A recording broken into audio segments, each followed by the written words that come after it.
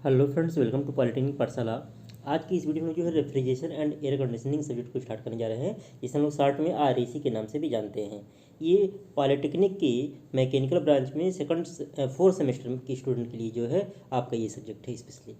तो अगर यहाँ पे हम लोग बात करें, हमारा पहला टॉपिक जो है रेफ्रिजरेशन को लोग हिंदी में कहते हैं प्रशीतन। तो डेफिनेशंस क्या होती है प्रशीतन का?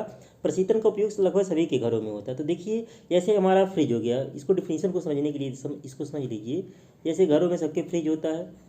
फ्रिज में हम लोग क्या रखते हैं? खाद्य सामग्री रखते हैं, खाने पीने वाली वस्तु रखते हैं, जो क्या करता है उसको प्रिजर्व रखता है, लंबे समय तक खराब होने से क्या करता है? बचाता है। तो होता क्या है, देखिए, कमरे का टेम्परेचर जनरली ज़्यादा होता है। कमरा का जो टेम्परेचर है, ये जो फ्रिज होगा किसी कमरे में रखा गया होगा, कमरे का टेम्परेचर ज़्यादा होता है, और जो है आपका फ्रिज का टेम्परेचर कम होता है एक तरीके से। अब होता क्या है कि ये फ्रिज जो है हीट को हम क्यू से दर्शा रहे हैं। क्यू को क्या करता है? बाहर फेंकता है। क्या करता है? बाहर फेंकता है। जब बाहर फेंक रहा है तो ये क्या कर रहा है? एक तरीके से यहाँ पे ठंडक पैदा कर रहा है, यहाँ पे कूलिंग इफेक्ट पैदा कर रहा है, यहाँ पे कूलिंग इफेक्ट पैदा कर रहा है। अब ये जो कूलिंग इफेक्ट पैदा कर रहा है, ठंडा कर रहा है, ये इसको लगातार मेंटेन बनाए रखता है। ऐसा नहीं कि एक बार ठंडा कर दिया तो फिर तुरंत फिर गर्म हो जाएगा। ये ठंडा तो कर ही रहा है, साथ ही साथ इस ठंडेपन को लंबे समय तक मेंटेन किए रहता है। यानी कि यहाँ पे प्रशीतन प्रक्रिया के अंतर्गत हो क्या रहा है? अगर हम फ्रिज को एक सिस्टम मान लें और इसके बाहर जो कमरा है इसको सराउंडिंग मान लें, तो हो क्या रहा है कि यहाँ पे सिस्टम का तापमान जो है सराउंडिंग के तापमान से कम किया जा रहा है, और फिर इस टेम्परेचर को बहुत लंबे समय तक क्या किया जाता है? बनाए रखा जाता है। और होता क्या है, बनाए कैसे रखा जाता है कि इससे लगातार एक निश्चित दर पे क्या करता किया जाता है? इस सिस्टम से जो है हीट जो है सराउंडिंग में निष्कासित किया जाता है। अब देखिए डेफिनेशंस क्या है। Refrigeration is the process of reducing the temperature below. मतलब रेफ्रिजरेशन क्या है? एक प्रोसेस है ऑफ रिड्यूसिंग द टेम्परेचर, मतलब टेम्परेचर को कम करने का एक प्रोसेस है। बिलो सराउंडिंग मतलब सराउंडिंग वातावरण के तापमान से कम करने का एक प्रोसेस है। And then extract heat from the system. और तब क्या किया जाता है? हीट को सिस्टम से एक्सट्रैक्ट किया जाता है, खींचा जाता है। एट सच ए रेट, मतलब एक निश्चित दर पे, that temperature of system is maintain. और उस टेम्परेचर को लगातार क्या किया जाता है? मेंटेन किया जाता है। अब ये हिंदी में भी लिखा गया है, हिंदी में पढ़ लेते हैं। हिंदी में क्या लिखा कि प्रशीतन प्रक्रिया के अंतर्गत सिस्टम का तापमान उसके सराउंडिंग के तापमान से कम किया जाता है, तथा उसी कम तापमान पर उसे लंबे समय तक बनाए रखा जाता है। इसके लिए सिस्टम से एक निश्चित दर पर ऊष्मा लगातार सराउंडिंग में एक्सट्रैक्ट की जाती है, यानी खींची जाती है। तो ये हमारा रेफ्रिजरेशन का डिफिनीशंस हो गया। अब बात करते हैं एयर कंडीशनिंग क्या होता है, वातानुकूलन क्या होता है। जैसे ही नाम से ही वातानुकूलन, वात मीन्स होता है हवा, वात मीन्स क्या होता है? हवा होता है। और अनुकूल मतलब एयर कंडीशनिंग का काम क्या होता है? हवा को अनुकूल बनाता है, मतलब कंफर्ट बनाता है। किसके लिए? ह्यूमन के लिए। ह्यूमन के लिए एयर को क्या करता है? ये कंफर्ट बनाता है एक तरीके से एयर कंडीशनिंग। तो एयर कंडीशनिंग है क्या? Air conditioning is the simultaneous control of temperature. मतलब ये एयर कंडीशनिंग है क्या? साइमल्टेनियस कंट्रोल, मतलब लगातार कंट्रोल करता रहता है। किसका? टेम्परेचर का। और किसका? ह्यूमिडिटी का। ह्यूमिडिटी बहुत इंपॉर्टेंट रोल प्ले करता है एयर कंडीशनर में। Motion and purity of the atmosphere in confined space. Confined space मतलब घिरा हुआ स्पेस। मतलब ये करता क्या है? मान लीजिए कोई कमरा हो गया, ये कमरा घिरा हुआ स्पेस हो गया। कन्फाइंड मतलब होता है घिरा हुआ। इस घिरे हुए स्पेस के अंदर क्या करता है? यह एयर के टेम्परेचर को कम करता है, मतलब जो टेम्परेचर रहेगा, मतलब टेम्परेचर को कम करेगा। साथ ही साथ ह्यूमिडिटी, आर्द्रता को भी क्या करता है? कंट्रोल करता है। और एयर के मोशन और उसकी प्योरिटी को भी क्या करता है? एक तरीके से कंट्रोल करता है ये। तो वातानुकूलन है क्या? वातानुकूलन के अंतर्गत किसी स्थान पर वायु का तापमान, आर्द्रता, स्वच्छता, वायु गति आवश्यकताओं के अनुसार नियंत्रित किए जाते हैं। यहाँ पे देखिए, रेफ्रिजरेशन का काम केवल है टेम्परेचर घटाना। रेफ्रिजरेशन करेंगे, एयर कंडीशनिंग का काम टेम्परेचर घटाना ही, साथ साथ ह्यूमिडिटी को कंट्रोल करना। ह्यूमिडिटी बहुत इंपॉर्टेंट रोल प्ले करता है। जैसे एयर में जो ह्यूमिडिटी की मात्रा होती है वो जनरली 1 से 2% होती है। 1 से 2% होती है एयर की ह्यूमिडिटी की मात्रा एयर में। अब देखते होंगे इस समय जैसे बरसात के मौसम में पानी बरसने से एटमॉस्फेयर में ह्यूमिडिटी की मात्रा काफ़ी बढ़ जाती है, तो टेम्परेचर बहुत ज़्यादा नहीं रहता है, लेकिन उमस, पसीना बहुत ज़्यादा आता है। तो ये एयर कंडीशनर जो है ह्यूमिडिटी को भी कंट्रोल करता है। जैसे सपोज कीजिए कि घर में अगर खाना बन रहा हो, दाल में जैसे नमक पड़ता है तो उसकी मात्रा दाल की तुलना में बहुत कम होती है, 1 से 2% मान सकते हैं। लेकिन अगर थोड़ा सा कम या ज़्यादा हो जाए तो टेस्ट ख़राब हो जाता है। सेम वैसे ही एयर कंडीशनिंग में ह्यूमिडिटी का काम होता है। जैसे ही ह्यूमिडिटी एक निश्चित मात्रा से ज़्यादा या कम होता है, ज़्यादा होने पे उमस होने लगता है और कम होने पे ड्राइनेस फील होता है, होंठ वगैरह फटने लगता है, जिसके लिए मॉइस्चराइजिंग क्रीम वगैरह यूज करना पड़ता है। अब बात करते हैं कि प्रायः एयर कंडीशनिंग 2 उद्देश्यों की पूर्ति के लिए किए जाते हैं। एक कंफर्ट एयर कंडीशनिंग, सुखद वातावरण, दूसरा इंडस्ट्रियल एयर कंडीशनिंग, मतलब इंडस्ट्री में भी आपके जो है एयर कंडीशनिंग किया जाता है। अब बात करते हैं, हमारा अगला टॉपिक है प्रशीतन की आवश्यकता, नेसेसिटी ऑफ रेफ्रिजरेशन। तो ये तो बुक का है, लिखा हुआ है, इसको पढ़ लीजिएगा। बाकी हम समझा देते हैं कि प्रशीतन की आवश्यकता क्या होती है, पॉइंट वाइज समझ लीजिए। जैसे पहली आवश्यकता हो गई कि घरों में खाद्य सामग्री को प्रिजर्व करने के लिए, मतलब लंबे समय तक खराब होने से बचाने के लिए, जैसे हरी सब्जी वगैरह हो गया, फ्रिज में डाल दिया जाए तो जल्दी खराब नहीं होता है। पानी की बाटल को ठंडा करने के लिए, घरों में पानी की बाटल को ठंडा करने के लिए। दूसरा, अगर हम लोग कमर्शियल की बात करें तो कमर्शियल में क्या हो जाएगा, शॉप्स पे जो है चॉकलेट्स और कोल्ड ड्रिंक को, मतलब चॉकलेट्स को प्रिजर्व करने के लिए, चॉकलेट भी पिघलने लगता है, और साथ ही साथ कोल्ड ड्रिंक को जो है, जो आपके सॉफ्ट ड्रिंक होते हैं उसको ठंडा करने के लिए। सेकंड नंबर ये हो गया। तीसरा नंबर आपके आइसक्रीम पार्लर जो आइसक्रीम की बड़ी बड़ी शॉप्स होती हैं, वहाँ पे भी जो आइसक्रीम होते हैं उसको पिघलने से बचाने के लिए हम लोग क्या करते हैं, रेफ्रिजरेशन का यूज करते हैं। चौथा नंबर, जो आपका बर्फ़ होता है, बर्फ़ की सिल्ली आप लोग देखते होंगे, बर्फ़ की सिल्ली बनती है तो इसमें भी रेफ्रिजरेशन द्वारा ही बनता है, बर्फ़ बनाने के लिए कह सकते हैं। 4 हो गया। 5 नंबर हम लोग कह सकते हैं आपका कोल्ड स्टोरेज में खाद्य सामग्रियों को जो है ख़राब होने से बचाने के लिए। जैसे मान लीजिए कि आलू हो गया, तो आलू जिस मौसम में हुआ तो लगातार अगर वैसे खुले में रखेंगे तो सड़ने लगेगा, तो उसको क्या किया जाता है, उसको भी हम लोग रेफ्रिजरेशन, एक कोल्ड स्टोरेज होता है और उसमें क्या करते हैं, सब्जी वगैरह को रखते हैं जिससे लंबे समय तक ख़राब नहीं होता है। मंडी वगैरह में भी होता है, जैसे आपके टमाटर वगैरह हो गए, लंबे समय तक आते हैं तो ख़राब हो जाएंगे, तो वहाँ पे सब्जी वगैरह, हरी सब्जी वगैरह रखने के लिए, या आपके आलू वगैरह हो गए, इनको भी प्रिजर्व रखने के लिए हम लोग करते हैं। इसके अलावा भी बहुत सारे हैं। मिष्ठान की दुकानों में भी फ्रिज का यूज होता है। होटलों आदि में खाद्य सामग्रियों को लंबे समय तक स्टोर करने के लिए होटलों में यूज होता है। तथा विभिन्न प्रदर्शन करने के लिए विभिन्न प्रकार के प्रशीतित रेफ्रिजरेटेड फिक्सचर लगाए जाते हैं। और उद्योगों में बहुत सी क्रियाओं में होता है, जैसे प्रिंटिंग कार्य में जो प्रिंटिंग प्रेस होता है वहाँ पे भी रेफ्रिजरेशन का कार्य होता है, जरूरत पड़ती है। रबड़ निर्माण में, रबड़ इंडस्ट्री में भी होता है। तेल शोधन कारखाना जो होता है वहाँ पे भी आपका रेफ्रिजरेशन की आवश्यकता होती है, प्रशीतन की आवश्यकता है। आपका हमने बता ही दिया, बर्फ संयंत्रों में बर्फ को जमाने की प्रक्रिया प्रशीतन द्वारा ही संभव है। इसके अलावा चिकित्सा के क्षेत्र में भी विभिन्न दवाओं तथा इंजेक्शनों आदि को भंडार करने के लिए, मतलब बहुत सारे इंजेक्शन होते हैं जिसको एक लो टेम्परेचर पे रखा जाता है लंबे समय तक, जिससे हमारे ख़राब न होने पाए, तो उसके लिए भी प्रशीतन की आवश्यकता पड़ती है। तो इसको आपको रटना नहीं है, आप पॉइंट वाइज करके ऐसे लिख सकते हैं, 1 2 3 4 5 6 7 8 अगर एग्जाम में आता है तो। खैर आपका MCQ टाइप अगर पेपर होता है तो इस तरीके से लिखने की ज़रूरत ही आपकी नहीं पड़ेगी। अब आगे बात करते हैं रेफ्रिजरेटिंग इफेक्ट, प्रशीतन प्रभाव होता क्या है। तो रेफ्रिजरेटेड स्पेस, मतलब मान लीजिए वही फ्रिज हो गया, ये मान लीजिए फ्रिज है। अब फ्रिज के अंदर का ये वाला जो स्पेस है, इसी को हम लोग क्या बोल सकते हैं, रेफ्रिजरेटेड स्पेस बोल सकते हैं, प्रशीतित कक्ष बोल सकते हैं।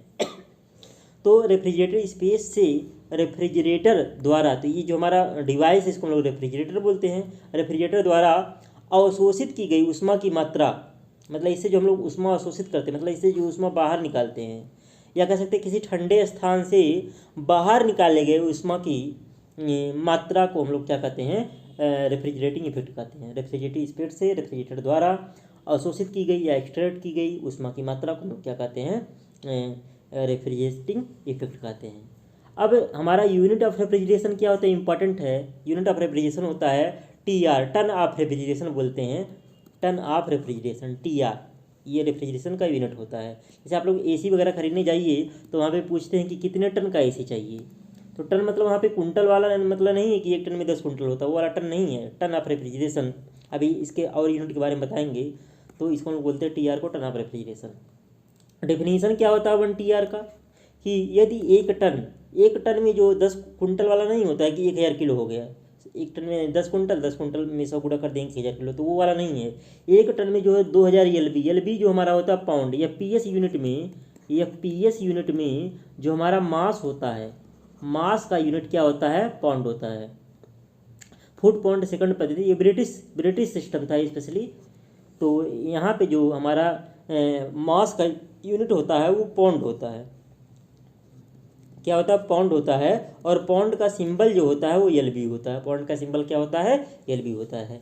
यदि एक टन यानी कि 2000 एलबी बर्फ को 0 डिग्री सेल्सियस पर, एक टन बर्फ हो गया 0 डिग्री सेल्सियस पर 24 घंटे के लिए एक समान दर से किसी विशिष्ट स्थान पर पिघलने दिया जाए, 24 घंटे के लिए एक समान दर से पिघले बर्फ आपका, तो उस स्थान से अवशोषित ऊष्मा की मात्रा को 1 टन ऑफ रेफ्रिजरेशन कहते हैं। कहने का मतलब बर्फ कैसे पिघलेगा, जब सराउंडिंग से जो है, जो आपका विशिष्ट स्थान रहेगा वहाँ से ऊष्मा को एब्जॉर्व करेगा तभी बर्फ पिघलेगा। तो जितना ऊष्मा एब्जॉर्व करेगा उसी को हम लोग क्या कहेंगे, 1 टन ऑफ रेफ्रिजरेशन कहते हैं। अब एक टन का मतलब यहाँ पे जो है 1000 किलोग्राम नहीं है, एक टन में 10 कुंटल मतलब 10 में 100 गुणा कर 1000 किलो जाए। एक टन का मतलब यहाँ पे है 2000 एलबी यानी कि 2000 पाउंड। तो लेटेंट हीट ऑफ आइस जो होता है, लेटेंट हीट मतलब गुप्त ऊष्मा जो आइस का होता है वो 144 ब्रिटिश थर्मल यूनिट पर पाउंड होता है। मतलब एक पाउंड में जो होता है 144 ब्रिटिश थर्मल यूनिट होता है, किसका, आइस के लिए लेटेंट हीट का मान। अभी जो आप लोग पढ़ेंगे थर्मोडायनेमिक्स में जो पढ़े थे वो आप जो एसआई में पढ़े थे, एसआई में भी आपका पानी के लिए या आइस के लिए आपका ये बताया गया था लेटेंट हीट की वैल्यू। तो यहाँ पे ब्रिटिश थर्मल यूनिट में, यह पीएस सिस्टम में जो है 144 ब्रिटिश थर्मल यूनिट पर पाउंड होता है। तो एक पाउंड में मतलब हो गया 144, तो हमारे यहाँ पे कितना 2000 पाउंड है, यहाँ पे कितना है, तो 1 TR में कितना होगा, देखिए 1 TR में हो गया 2000 पाउंड, 2000 गुणे 144, 24 घंटे के लिए पिघलने देना है। और 24 घंटे में मिनट कितना होगा, एक घंटे में 60 मिनट होगा, तो 24 में 60 का गुणा कर देंगे तो ये मिनट प्रति मिनट में आ जाएगा। तो सॉल्व करने पे आ जाएगा 200 ब्रिटिश थर्मल यूनिट पर मिनट, यानी एक टन रेफ्रिजरेशन जो आ गया 200 ब्रिटिश थर्मल यूनिट पर रेफ्रिजरेशन आ गया, थर्मल यूनिट पर मिनट आ गया। ये आपका डाटा आपका एग्जाम में पूछ सकता है, एमसीक्यू में इम्पॉर्टेंट है एक तरीके से, ये डाटा आपका इम्पॉर्टेंट है एक तरीके से। और कौन कौन से यूनिट होते हैं, वन टन रेफ्रिजरेशन में 1 TR में आ गया 200 ब्रिटिश थर्मल यूनिट पर मिनट। अब 1 किलो कैलोरी में जो होता है 4 ब्रिटिश थर्मल यूनिट होता है। अब यहाँ पे अगर इसमें 4 से भाग दे देंगे तो हमारा हो जाएगा 1 TR में 50 किलो कैलोरी पर मिनट, या 1 TR बराबर 210 किलो जूल पर मिनट। 50 में जो है हम गुणा कर देंगे, 4.18 होता है जनरली, या 4.2 कह सकते हैं, 4.2 से गुणा कर देंगे। 1 किलो कैलोरी में जो होता है, या 1 कैलोरी में 4.18 जूल होता है, तो एक उसके अकॉर्डिंग गुणा कर देंगे तो आपका ये आ जाएगा 210 किलो जूल पर मिनट हो गया। और आपका 1 TR में 3.5 किलोवाट होता है। ये वाला यूनिट इंपॉर्टेंट है, ये वाला एग्जाम में बहुत बार पूछा गया है कि 1 TR कितने किलोवाट के बराबर होता है, तो 3.5 किलोवाट के बराबर होता है। ये इम्पॉर्टेंट है, ये डाटा आपका जो है काफ़ी इम्पॉर्टेंट है, इसको आप लोग याद कर लीजिएगा। अब कोफिशिएंट ऑफ परफॉर्मेंस की बात करते हैं, निष्पादन गुणांक। जैसे किसी मशीन की अगर हम लोग बात करें तो मशीन की हम लोग परफॉर्मेंस निकालने के लिए उसकी निकालते हैं इफिशियंसी। मशीन के लिए हम लोग क्या निकालते हैं, इफिशियंसी निकालते हैं। यहाँ पे हम लोग क्या निकालेंगे, COP निकालेंगे। आप लोग थर्मोडायनेमिक्स में सेकंड लॉ पढ़े थे, सेकंड लॉ में 2 स्टेटमेंट थे, एक था आपका केल्विन मैक्स प्लैंक स्टेटमेंट, उसके अकॉर्डिंग कहा जा रहा था कि ऐसी किसी भी हीट इंजन का निर्माण नहीं किया जा सकता जो किसी थर्मोडायनेमिक साइकिल पर कार्य करते हुए हीट की संपूर्ण मात्रा को वर्क में कन्वर्ट कर सके। दूसरा नियम था आपका क्लैसियस स्टेटमेंट, उसके अकॉर्डिंग क्या था कि बिना किसी एक्सटर्नल डिवाइस के हीट का फ्लो लोअर टेम्परेचर से हायर टेम्परेचर की ओर नहीं हो सकता। हायर से लोअर तो अपने आप होता है, लेकिन लोअर से हायर जो है अपने आप हीट का ट्रांसफ़र नहीं हो सकता। तो COP की परिभाषा क्या है, COP जो होता है desired effect upon energy expenditure. COP को हम लोग बोलते हैं कोफिशिएंट ऑफ परफॉर्मेंस, हिंदी में बोलते हैं निष्पादन गुणांक। तो डिजायर्ड इफेक्ट क्या, इच्छित प्रभाव है, और एनर्जी एक्सपेंडिचर क्या, व्यय ऊर्जा। यानी COP हो गया इच्छित प्रभाव। इच्छित प्रभाव मतलब हमको हमारी इच्छा मौसम के अनुसार बदलती रहती है। जैसे ठंडक के मौसम में हम चाहते हैं हमारा कमरा गर्म बना रहे, और गर्मी के मौसम में चाहते हैं हम लोग हमारा ठंडा जो है ठंडा बना रहे, तो हमारी इच्छा जो है मौसम के अनुसार बदलती रहती है। और एनर्जी एक्सपेंडिचर मतलब जो डिवाइस आपका जैसे एसी हो गया, फ्रिज हो गया, इसमें इसको चलाने के लिए एनर्जी कंज्यूम होती है कि नहीं कंज्यूम होती, उसमें मोटर वगैरह लगा होता है, आपका इलेक्ट्रिक एनर्जी कंज्यूम होती है एक तरीके से। अब यहाँ पे देखिए ये हमारा एक बनाया गया है रिवर्स हीट इंजन। अब रिवर्स हीट इंजन में ऊपर वाला जो HB लिखा हुआ है, HB इसका टेम्परेचर T1 है। HB को हम लोग सोर्स भी बोल सकते हैं, HB को क्या बोल सकते हैं, हॉट बॉडी बोलिए। HB मीन्स है आपका यहाँ पे हॉट बॉडी है, HB मीन्स क्या है, हॉट बॉडी, या इसको हीट सोर्स भी बोलते हैं। क्या बोलते हैं, हीट सोर्स। और आपका नीचे CB है, कोल्ड बॉडी है, जिसका टेम्परेचर T2 है, तो CB को हम लोग बोलते हैं कोल्ड बॉडी। CB को क्या बोलते हैं, कोल्ड बॉडी बोलते हैं। कोल्ड बॉडी बोलिए, या इसको हीट सिंक बोलते हैं। क्या बोलते हैं, हीट सिंक। ये हीट सोर्स और हीट सिंक जो होते हैं ये थर्मल रिजर्वायर होते हैं। थर्मल इंजीनियरिंग में पढ़ाया गया था। हीट सोर्स और हीट सिंक क्या होते हैं, थर्मल रिजर्वायर होते हैं। कहने का मतलब हीट सोर्स से कितना भी हीट ले लिया जाए या कितना भी हीट दे दिया जाए, ऐसे हीट सिंक में कितना भी हीट दे दिया जाए या कितना भी हीट इसे ले लिया जाए, तो इसके टेम्परेचर में कोई प्रभाव नहीं पड़ता है। जैसे आपका समुद्र जो है वाटर रिजर्वायर है, उसमें कितना भी पानी चला जाए या उसमें से आप 100 लीटर पानी निकाल लीजिए, समुद्र का लेवल थोड़ी ना बदलेगा। तो वैसे ही यहाँ पे मतलब सोर्स और हॉट बॉडी और कोल्ड बॉडी भी है कि इससे कितना भी टेम्परेचर ले लिया जाए, इसको कितना भी टेम्परेचर दे दिया जाए, तो इसके तापमान में कोई फर्क पड़ने वाला नहीं है। अब हम लोग बात करते हैं यहाँ पे जो हमारा ये है रिवर्स हीट इंजन है। ये क्या है, रिवर्स हीट इंजन है। अब रिवर्स जैसे हीट इंजन क्या करता है, हीट इंजन हमको वर्क देता है। हीट इंजन क्या होता है, हीट इंजन क्या होता है, वर्क देता है। हीट इंजन आपका वर्क देता है, ये वर्क देता है। लेकिन आपका जो रिवर्स हीट इंजन है ये उसका उल्टा हो गया ना, तो ये वर्क खाता है। ये क्या करेगा, वर्क खाता है, एक तरीके से वर्क कंज्यूम करता है। वर्क क्या करता है, कंज्यूम करता है। तो इसको चलाने के लिए कोई मोटर वगैरह लगाते हैं हम लोग, जैसे फ्रिज वगैरह हो गया, मोटर, AC हो गया, इसमें भी मोटर वगैरह लगा होता है। तो जो मोटर कौन सी एनर्जी लेगा, इलेक्ट्रिकल एनर्जी लेगा, तो चलेगा आपका। यानी कि ये क्या कर रहा है, अब जो है एक तरीके से ये क्या कर रहा है, वर्क कंज्यूम कर रहा है। तो यहाँ पे लिखा गया है, अब यहाँ पे देखिए इसको हम लोग क्या दे रहे हैं, वर्क दे रहे हैं। कहने का मतलब मोटर को चलाने, मतलब ये जो हमारा रिवर्स हीट इंजन है इसको चलाने के लिए एनर्जी चाहिए। तो यहाँ पे हम लोग एक लगा देते हैं मोटर। क्या लगा देंगे, मोटर लगा देंगे। मोटर को हम लोग देंगे इलेक्ट्रिकल एनर्जी देंगे, और ये इसको क्या देगा, हीट इंजन को क्या देगा आपका, ये आपका देगा इसको एक तरीके से मैकेनिकल एनर्जी देगा, तब आपका ये चलेगा। तो ये आपका क्या हो गया, मैकेनिकल एनर्जी आपका वर्क हो गया। मैकेनिकल एनर्जी आपका क्या हो गया, वर्क हो गया। तो यहाँ पे देखिए इसको हम लोग वर्क दे रहे हैं। अब ये क्या कर रहा है, कोल्ड बॉडी, मतलब ये से समझिए ये आपका फ्रिज है, ये आपका क्या है, फ्रिज है। फ्रिज आपका हो गया कोल्ड बॉडी, हो गया क्या हो गया, कोल्ड बॉडी। इसका टेम्परेचर मान लीजिए T2 है, और इसके बाहर जो स्थान है ये हो गया आपका हॉट बॉडी हो गया। इसका टेम्परेचर कितना, T2 है। अब इसको क्या करेंगे, इसको चलाने के लिए यहाँ मोटर लगा होता है, पीछे देखेंगे फ्रिज के पीछे मोटर लगे, इसको हम लोग वर्क देंगे, मतलब इसको एनर्जी देंगे तो ये चलेगा। तो ये करेगा क्या, यहाँ से मतलब ठंडे से हीट क्या फेंकेगा, बाहर फेंकेगा, बाहर हीट को रिजेक्ट करेगा। बाहर हीट को क्या करेगा, रिजेक्ट करेगा। अब बाहर जब हीट को रिजेक्ट करेगा, अब देखिए जो ये वर्क हम दे रहे हैं इसको, फ्रिज को, ये वर्क एनर्जी तो हम लोग पढ़े हैं कि ये थर्मोडायनामिक फर्स्ट लॉ की मतलब एनर्जी को न तो उत्पन्न किया जा सकता है और नहीं नष्ट किया जा सकता है, इसे केवल एक फॉर्म से दूसरे फॉर्म में कन्वर्ट किया जा सकता है। तो ये वर्क जो है ये भी हीट में कन्वर्ट हो जाएगा, जब चलेगा तो ये भी हीट में कन्वर्ट हो जाएगा। और ये आपका इसके अंदर भी जो खाद्य पदार्थ रखे रहेंगे उसकी भी हीट क्या होगी, रहेगी, इसके भी हीट को क्या करेगा, एब्जॉर्ब करेगा। तो इससे जो फ्रिज के अंदर से हीट जो खींचेगा उसको हम नाम देंगे QE। क्या नाम देंगे, QE, हीट एक्सट्रैक्टेड। क्या बोलेंगे, हीट एक्सट्रैक्टेड बोलेंगे।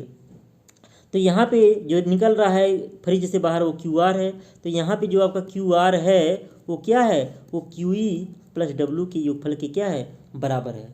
तो depending upon desired effect reverse heat engine can be called refrigerator and heat pump. कभी कभी इसको हम लोग जब ये कूलिंग इफेक्ट पैदा करेगा, जैसे गर्मी के मौसम में अगर हम AC चला रहे हैं तो हमारा वो कहलाएगा एक तरीके से रेफ्रिजरेशन इफेक्ट। लेकिन जब वही ठंडक का मौसम होगा तो हम चाहेंगे कमरा गर्म बना रहे, तो इस दौरान हमारा क्या होगा, हीटिंग इफेक्ट चाहेंगे। यानी कि मौसम के अनुसार हमारी इच्छा परिवर्तित होती रहती है। तो आगे देखिए, desired effect depends upon perception या यूजफुलनेस, मतलब जो हमारा इच्छित प्रभाव है वो यूजफुलनेस के अनुसार पे डिपेंड करता है। इट कैन बी, यह हो सकता है। पहला क्या, रेफ्रिजरेशन इफेक्ट हो सकता है। कब होगा, always created in low temperature region, जो मतलब फ्रिज के अंदर ये होगा एक तरीके से ये। या अगर हम लोग कहें ये कमरा है, ये कोई कमरा है, तो ये कमरा है, कोई रूम है, तो गर्मी के मौसम में, समर में क्या होगा, रेफ्रिजरेशन इफेक्ट की ज़रूरत पड़ेगी।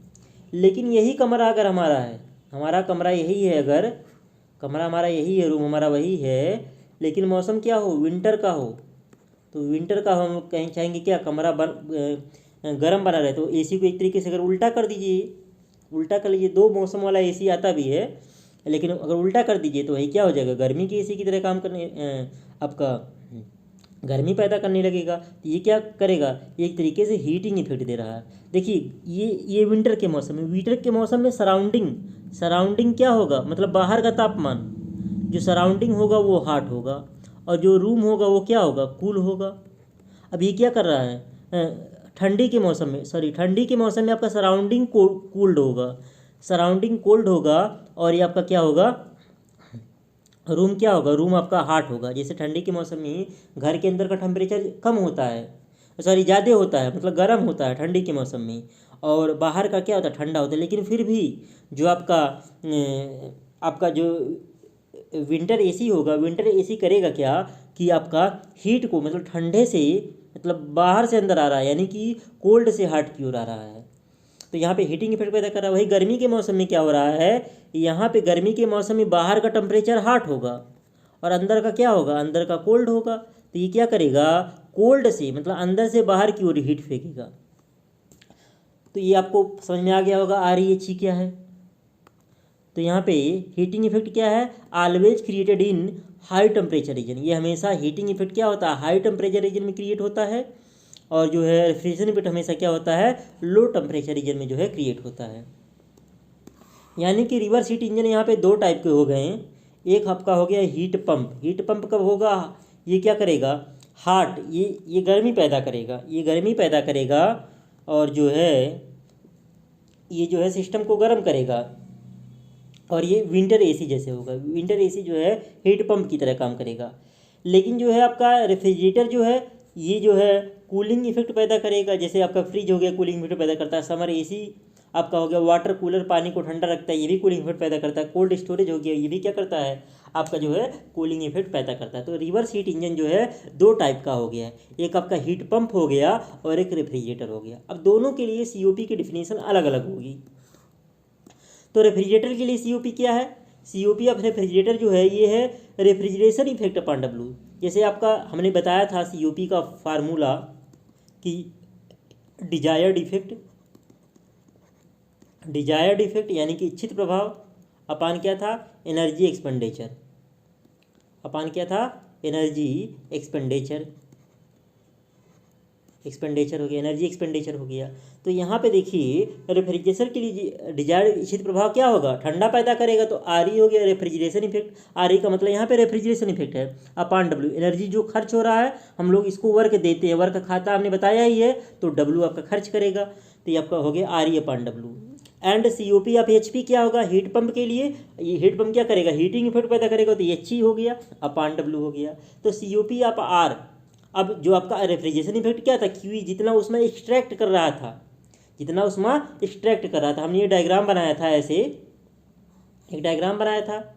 ये आपका क्या था, हॉट बॉडी था, इसका टेम्परेचर T1, यहाँ पे क्या था, ये रिवर्स हीट इंजन था, और यहाँ पे क्या था, यहाँ पे आपका था कोल्ड बॉडी था, इसका टेम्परेचर क्या था, T2 था। यहाँ पे हम इसको क्या दे रहे थे, वर्क दे रहे थे। यहाँ से ये क्या कर रहा था, QE खींच रहा था, और यहाँ से क्या हो रहा था, QR निकल रहा था। तो आपका जो है गर्मी के मौसम में हमारा सिस्टम ये होगा, ये क्या होगा, सिस्टम होगा, और ये जो होगा सराउंडिंग होगा, ये क्या होगा, सराउंडिंग होगा। ये आपका नीचे वाला सिस्टम हो गया कोल्ड बॉडी वाला। लेकिन वही अगर ठंडी का मौसम है, तो ठंडी के मौसम में हॉट बॉडी वाला सिस्टम हो जाएगा, ये सिस्टम हो जाएगा ठंडी के मौसम में, और कोल्ड बॉडी क्या हो जाएगा, सराउंडिंग हो जाएगा। तो यहाँ पे अगर आप लोग बात करें तो COP ये हो गया QE अपान W, ऐसे COP हीट पंप क्या हो जाएगा, QR अपान W। हीट रिजेक्ट कितना हो रहा है, अब यहाँ पे बात करें, इसलिए COP ऑफ HP जो होगा ये आपका क्या है, QR अपान W है। तो QR क्या था, QR हमने बताया था पीछे, QR बराबर क्या था, QE प्लस W था आपका, तो हो गया QE प्लस W। तो एक बार हो जाएगा W/W प्लस QE अपान W, तो W/W हो जाएगा 1 प्लस QE अपान W। तो यहाँ से आ गया QE अपान W हम लोग पढ़ चुके हैं क्या, COP ऑफ R रेफ्रिजरेटर का, ये पढ़े हैं ऊपर, COP of R equal to होता है QE अपान W। तो यहाँ से आ गया COP of heat pump equal to 1 plus COP of R। ये जो है फार्मूला काफ़ी इंपॉर्टेंट है, ये भी कई बार एग्जाम में पूछा गया है। यानी कि रेफ्रिजरेटर जो आपका हीट पंप होता है उसका COP रेफ्रिजरेटर की तुलना में क्या होता है, एक ज़्यादा होता है। अब यहाँ पे QE क्या है, हीट एक्सट्रैक्टेड, QE आपका क्या है, heat extracted from low temperature region, मतलब लो टेम्परेचर रीजन से कितना हीट खींचा गया वो QE हो गया। और क्या R क्या है, heat rejected to high temperature region, मतलब हाई टेम्परेचर रीजन में गर्म हॉट बॉडी को कितना आपका जो है हीट रिजेक्ट किया गया है हॉट बॉडी में। तो हो गया रिलेशन। अब difference between COP and efficiency, COP और इफिशियंसी में अंतर क्या है। अब COP हम लोग जो इफिशियंसी निकालते हुए इंजन का निकालते हैं, इफिशियंसी ऑफ हीट इंजन क्या होगा, वर्क डन मतलब किया गया कार्य अपान हीट सप्लाइड दी गई उष्मा। तो इफिशियंसी ऑफ हीट इंजन हो गया W/Q। अब COP की बात करें, COP क्या है, डिजायर्ड इफेक्ट अपान एनर्जी एक्सपेंडिचर, यानी कि QE कहिए या QR कहिए, R यहाँ पे बीच में ये क्या है, बीच में ये आपका R है, R मतलब अथवा अपान W। जब COP ऑफ R होगा तो RE अपान W बराबर QE अपान W, और जब COP ऑफ HP होगा तो क्या हो जाएगा, हीटिंग इफेक्ट अपान W या QR अपान W। तो ये रेफ्रिजरेटर ये हो गया दोनों में डिफरेंस। अब यहाँ पे एक चीज़ और ध्यान देना है कि इफिशियंसी का मान हमेशा क्या होता है, एक से कम होता है, इफिशियंसी का मान हमेशा एक से कम होता है, जबकि COP का मान 0 से इनफाइनाइट के बीच में होता है। जैसे बुक में दिया था कि एक होता है, जो कि गलत है, हमेशा एक होना जरूरी नहीं है, एक से कम भी हो सकता है। और हम हीट पंप का कह सकते हैं, हीट पंप का हमेशा एक से ज़्यादा होगा, फिर रेफ्रिजरेटर वाले का एक से कम भी हो सकता है। तो बुक में जो मार्केट में बुकें मिल रही है डिप्लोमा की, उसमें बहुत सारी गलतियाँ दी हुई। जैसे आप TR वाला पढ़ेंगे तो वहाँ पे 1 टन इक्वल टू 1000 किलोग्राम लिख दिया है, 1000 किलोग्राम लिखा है। आप RS खुरमी की बुक उठा के देखेंगे तो वहाँ पे भी ये चीज़ गलत दिया हुआ है कि वहाँ पे भी 1 टन बराबर 1000 किलोग्राम दिया होता है। वो 1 टन बराबर जो है आपका वो पाउंड वाली वैल्यू मानी जाएगी, किलोग्राम वाली वैल्यू नहीं, ध्यान देना है। अब reverse Carnot cycle, reverse Carnot cycle क्या है, कार्नोट साइकिल आप लोग थर्मोडायनेमिक्स पढ़े थे, इसका उल्टा हो गया है। वहाँ पे क्या था, वहाँ पे शुरू हुआ था साइकिल आपकी ऐसे थी, उसमें आपका देखिए जो आपका ये आपका क्या है, पावर कंज्यूमिंग डिवाइसेज है। देखिए रिवर्स हीट इंजन क्या है, रिवर्स हीट इंजन क्या है, पावर कंज्यूमिंग डिवाइसेज है। क्या है, पावर कंज्यूमिंग डिवाइसेज है, पावर कंज्यूमिंग डिवाइसेज है। अब देखिए एक चीज़ ध्यान दीजिएगा, हमने बताया था कि जो हम आपका जैसे हीट इंजन हो गया, हीट इंजन क्या हो गया, पावर प्रोड्यूसिंग डिवाइसेज हो गया, पावर प्रोड्यूसिंग डिवाइसेज हो गया या वर्क प्रोड्यूसिंग डिवाइसेज हो गया। तो इसकी जो साइकिल होती है, पावर प्रोड्यूसिंग डिवाइसेज की जो साइकिल होती है वो क्लॉकवाइज होती है, थर्मोडायनेमिक्स में पढ़ाया गया था। और जो आपका पावर कंज्यूमिंग डिवाइसेज होता है इसकी साइकिल क्या होती है, एंटी क्लॉकवाइज होती है। ये चीज़ ध्यान देना है। तो तीर के निशान उसी तरह लगाएंगे। तो 1 से 2 की तरफ ये देखिए एंटी क्लॉकवाइज तीर, 1 से 2, 2 से 3, 3 से 4 और 4 से 1। ऐसे यहाँ पे भी यहाँ पे छूट गया, 1 से 2, 2 से 3, 3 से 4 और 4 से 1 हो गया। ये आपका हो गया PV और TS डायग्राम हो गया। रिवर्स कार्नोट साइकिल के लिए PV और TS डायग्राम हो गया। तो PV और TS डायग्राम में है क्या, देखिए यहाँ पे क्या चीज़ें हो रही हैं इसको समझ लीजिए। यहाँ पे ये एरो इस तरीके से रहेगा, ये एरो लगा लीजिएगा आप लोगों ने कॉपी पे। यहाँ पे देखिए, यहाँ पे देखिए ये नीचे एक पिस्टन सिलेंडर अरेंजमेंट दिखाया गया है, जो जैसे आप लोग पढ़े थे, आप लोग कार्नोट साइकिल में पढ़े थे वैसे इसमें भी है। ये आपका हॉट बॉडी है, नीचे यहाँ पे कोल्ड बॉडी है, ये आपका हीट सोर्स है, हीट सिंक है, और यहाँ पे इंसुलेटिंग कैप है। ये क्या है, इंसुलेटिंग कैप है। और आवश्यकता अनुसार जो हम लोग कैप को लगाते हैं और कैप को हटाते हैं, उसी के अनुसार हमारा ये जो है एडियाबेटिक और आइसोथर्मल जो है हमारा प्रोसेस देगा। तो यहाँ पे हमको प्रोसेस के बारे में जानना, जैसे 1 से 2 क्या हो रहा है, यहाँ पे जो है 2 आइसोथर्मल प्रोसेस है, 2 आइसेंट्रोपिक प्रोसेस। जैसे 1 से 2 यहाँ पे दिख रहा है साफ साफ, यहाँ पे 1 से 2 के दौरान टेम्परेचर कांस्टेंट है और 3 से 4 के दौरान टेम्परेचर कांस्टेंट है। और 2 से 3 में आपका जो है 2 से 3 में जो आपका एंट्रापी कांस्टेंट है, यहाँ पे 2 और 3 में क्या है एंट्रापी कांस्टेंट है। यहाँ पे H2 बराबर H3 लिखना नहीं है ये, और यहाँ पे क्या है एक तरीके से S1 बराबर S4, यहाँ पे एंट्रापी कांस्टेंट है, और यहाँ पे क्या है 1 2 और 3 4 में टेम्परेचर कांस्टेंट है, 2 3 4 1 में क्या एंट्रापी कांस्टेंट है। तो यहाँ पे यही पीवी डायग्राम पे जो है आपका इस तरीके से दिखेगा, 1 2 ऐसे दिखेगा, और आपका 2 3 ऐसे दिखेगा, फिर 3 4 ऐसे दिखेगा। 1 से 2 क्या है ये आइसोथर्मल है, 1 से 2 टी बराबर कांस्टेंट है, ये भी टी बराबर कांस्टेंट है, और ये जो है ये आइसेंट्रोपिक एस बराबर कांस्टेंट होगा, ये भी आपका क्या होगा एस बराबर कांस्टेंट होगा। तो इस तरीके से है। तो 1 से 2 क्या हो रहा है आइसोथर्मल हो रहा है, और यहाँ पे देख रहे हैं 1 से 2 के दौरान क्या हो रहा है वॉल्यूम बढ़ रहा है, पीवी डायग्राम में तो वॉल्यूम बढ़ रहा है। तो 1 से 2 क्या कहलाएगा आइसोथर्मल, आइसोथर्मल एक्सपेंशन, क्या कहलाएगा आइसोथर्मल एक्सपेंशन या आइसोथर्मल, ये हो गया आइसोथर्मल एक्सपेंशन हो गया। ऐसे 2 से 3 क्या है आइसेंट्रॉपिक, ये एंट्रोपिक कांस्टेंट 2 से 3 में देखिए एंट्रोपिक कांस्टेंट आइसेंट्रॉपिक कंप्रेशन है, ये आइसेंट्रॉपिक कंप्रेशन हो गया। फिर 3 से 4 आपका 3 से 4 जो है आइसोथर्मल कंप्रेशन होगा, क्योंकि 3 से 4 में भी आपका वॉल्यूम घट रहा है, वी घट रहा है। 4 से 1 में फिर एक्सपेंशन हो रहा है, तो हो जाएगा आपका आइसेंट्रॉपिक एक्सपेंशन हो जाएगा। तो यही आपका पीवी और टीएस डायग्राम हो गया, डायग्राम ध्यान से देख लीजिए। और यहाँ पे इसके बारे में प्रोसेस लिखा हुआ कौन कौन सा है, तो आपका 1 से 2 हो गया आइसोथर्मल एक्सपेंशन या आर हीट एक्सट्रैक्शन, क्योंकि हीट क्यू क्या किया जा रहा है 1 से 2 के दौरान खींचा जा रहा है। 2 से 3 क्या है रिवर्सिबल एडियाबेटिक बोलते हैं या आइसेंट्रॉपिक, दोनों एक ही चीज़ है, कंप्रेशन हो गया। 3 से 4 आइसोथर्मल कंप्रेशन हो गया या हीट रिजेक्शन हो गया, और 4 से 1 में रिवर्सिबल एडियाबेटिक और आइसेंट्रॉपिक एक्सपेंशन हो गया। हीट एडिशन और हीट एक्सट्रैक्शन ये देख लीजिए, यहाँ पे देखिए कि यहाँ पे 1 से 2 के दौरान क्यू हीट एक्सट्रैक्शन हो रहा है, और क्यू से 3 से 4 के दौरान क्या हो रहा है हीट एक तरीके से रिजेक्शन हो रहा है।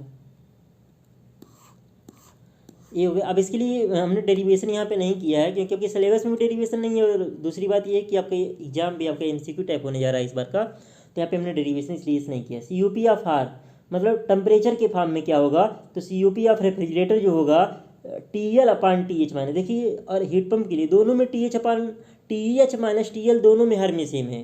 अब चूंकि COP हमारा रेफ्रिजरेटर वाला कूलिंग इफेक्ट देता है, तो यहाँ पे TL हो गया है, और हीट पंप हीटिंग इफेक्ट देता है, तो यहाँ पे TH हो गया। TL का मतलब है लोअर टेम्परेचर, और TH का मतलब क्या है हायर टेम्परेचर। यहाँ पे TL का मतलब है लोअर टेम्परेचर, क्या है लोअर टेम्परेचर, और जो आपका TH का मतलब है ये आपका है हायर टेम्परेचर, ये क्या है हायर टेम्परेचर है। अब यहाँ पे देखिए लोअर और हायर हो गया, लोअर हायर हो।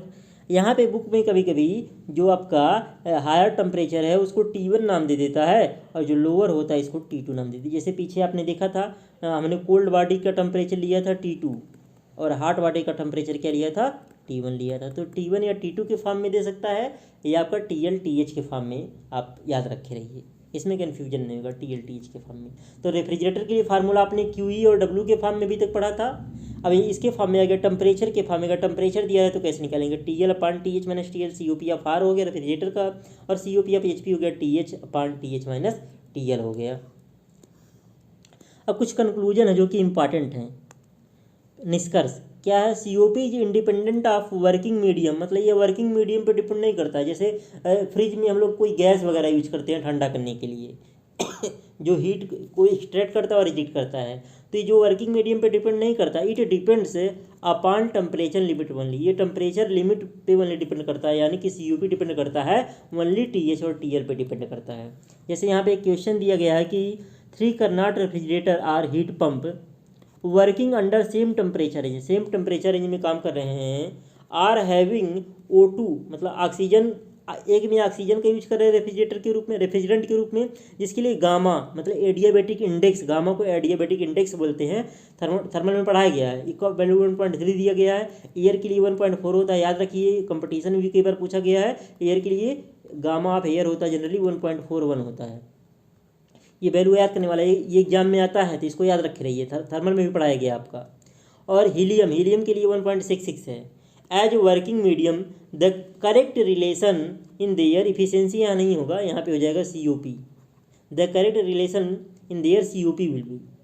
तो देखिए COP हमने भी बताया कि वर्किंग मीडियम पे डिपेंड करेगा नहीं, और तीनों के लिए टेम्परेचर लिमिट समान है, तो आपका सही वाला कौन सा ऑप्शन होगा। जैसे यहाँ पे 3 ऑप्शन दिए हुए हैं ABC है मान लीजिए, तो पहला और तीसरा गलत हो गया, क्योंकि एक में घटते क्रम में है, एक में बढ़ते क्रम में है।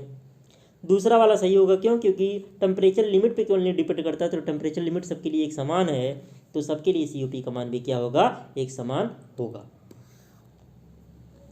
दूसरा चीज, COP कब बढ़ेगा। देखिए आपका फार्मूला था COP बराबर आपका था TL upon TH minus TL, और दूसरा था आपका, एक था आपका TH अपान TH माइनस TL।